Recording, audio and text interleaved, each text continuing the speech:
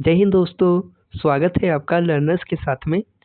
पिछली वीडियो में हमने 1833 के चार्टर अधिनियम का अध्ययन किया था, जिसने भारत में प्रशासन और विधायी शक्तियों का केंद्रीकरण किया तथा ईस्ट इंडिया कंपनी के व्यापारिक कार्यों को पूरी तरह समाप्त कर दिया।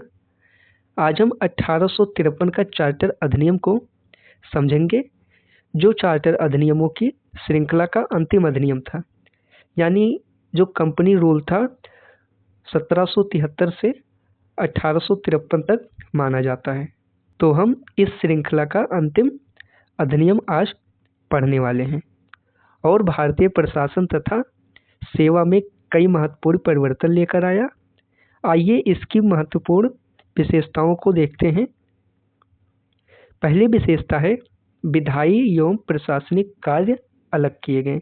समझते हैं विधायी कार्य किसे कहते हैं और प्रशासनिक कार्य किसे कहते हैं। विधायी कार्य को कहते हैं कानून बनाने का कार्य और प्रशासनिक कार्य को कहते हैं शासन चलाने का कार्य। तो 1853 के चार्टर अधिनियम की सबसे महत्वपूर्ण विशेषता यह थी कि पहली बार गवर्नर जनरल की परिषद के प्रशासनिक और विधायी कार्यों को अलग कर दिया गया। यानी पहली बार प्रशासनिक और विधायी कार्य अलग हुए। पहले यही परिषद प्रशासन भी चलाती थी और कानून भी बनाती थी, लेकिन अब कानून बनाने के लिए अलग व्यवस्था की गई। क्या किया गया?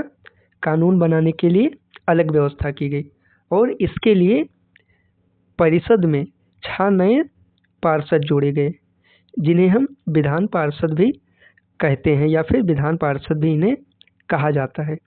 इसी से भारतीय केंद्रीय विधान परिषद का गठन हुआ। विधान परिषद केंद्रीय का गठन हुआ। अब ये विधान परिषद क्या होता है? विधान परिषद मतलब होता है कानून बनाने वाली परिषद। विधायी कार्य क्या होता है? कानून बनाने का कार्य। प्रशासनिक कार्य शासन चलाने का कार्य। और विधायी परिषद का मतलब होता है कानून बनाने वाली परिषद।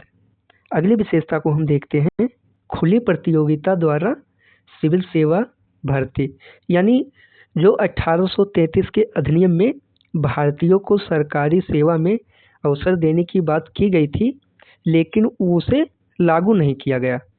तो अब 1853 के चार्टर एक्ट ने पहली बार सिविल सेवा में खुली प्रतियोगिता यानी ओपन कंपटीशन की शुरुआत की या फिर व्यवस्था की। इसका अर्थ था कि योग्य उम्मीदवार प्रतियोगी परीक्षा देकर सरकारी सेवा में चयनित हो सकते हैं। इसी व्यवस्था को आगे बढ़ाने के लिए 1854 में मैकाले समिति का गठन किया गया। तो खुली प्रतियोगिता यानी ओपन कंपटीशन की शुरुआत हुई, जिसमें भारतीयों के लिए भी अवसर प्रदान किया गया और 1854 में मैकाले समिति की गठन की गई। सिविल सेवा भर्ती मतलब प्रशासनिक सरकारी सेवाएं, यानी आज का आईएएस जैसी सेवाओं का प्रारंभिक स्वरूप।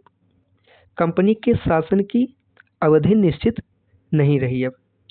यानी पहले के चार्टर अधिनियमों में कंपनी के शासन को 20-20 वर्षों के लिए बढ़ाया जाता था, लेकिन इस अधिनियम यानी 1853 के चार्टर अधिनियम में पहली बार कोई समय सीमा निर्धारित नहीं की गई।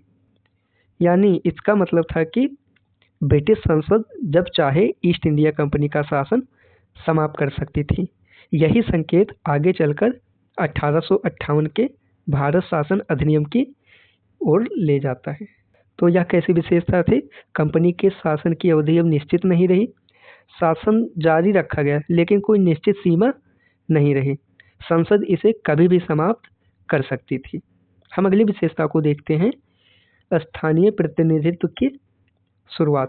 यानी इस अधिनियम की एक और महत्वपूर्ण विशेषता यह थी कि पहली बार भारतीय केंद्रीय विधान परिषद में स्थानीय प्रतिनिधित्व की व्यवस्था की गई और गवर्नर जनरल की परिषद में जो 6 नए सदस्य जोड़े गए, उनमें से 4 का चुनाव बंगाल, मद्रास, मुंबई और आगरा की प्रांतीय सरकारों द्वारा किया जाता था।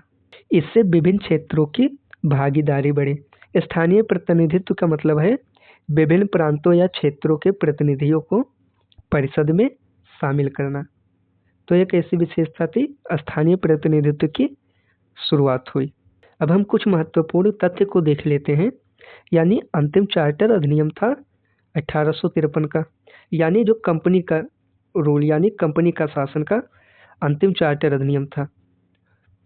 प्रशासन और विधायिका इस अधिनियम द्वारा अलग हुई। खुली प्रतियोगिता से सिविल सेवा भर्ती की शुरुआत हुई। मैकाले समिति के गठन 1854 में हुआ। पहली बार स्थानीय प्रतिनिधित्व की शुरुआत हुई। यानी यदि परीक्षा में पूछा जाए कि किस चार्टर अधिनियम ने प्रशासन और विधायिका को अलग किया या फिर खुली प्रतियोगिता परीक्षा की शुरुआत किसने की, तो उत्तर हो जाएगा 1853 का चार्टर अधिनियम। रिवीजन के तौर पर इन 5 बिंदुओं को जरूर याद रखिए। यह UP, PCS, SSC, railway, CTET और अन्य प्रतियोगी परीक्षा में इन्हीं तथ्यों से प्रश्न पूछे जाते हैं। तो क्या है अंतिम चार्टर अधिनियम 1853, प्रशासन और विधायिका अलग 1853 द्वारा, खुली प्रतियोगिता यानी ओपन कंपटीशन परीक्षा 1853 के चार्टर अधिनियम द्वारा। मैकाले समिति कब गठन किया गया? 1854 में इस अधिनियम के तहत। स्थानीय प्रतिनिधित्व लोकल रिप्रेजेंटेशन यह भी 1853 के चार्टर अधिनियम द्वारा शुरुआत हुआ। तो ये था आज का लेक्चर हमारा। इस वीडियो को हम यहीं पे ख़त्म करते हैं। अगले लेक्चर में हम 1858 के भारत शासन अधिनियम का अध्ययन करेंगे, जिसने ईस्ट इंडिया कंपनी के शासन का अंत कर भारत का शासन सीधे ब्रिटिश क्राउन के अधीन कर दिया। यदि यह लेक्चर आपको उपयोगी लगा हो तो इसे अपने साथियों के साथ जरूर साझा करें। मिलते हैं अगली वीडियो में अगले लेक्चर के साथ। तब तक के लिए धन्यवाद।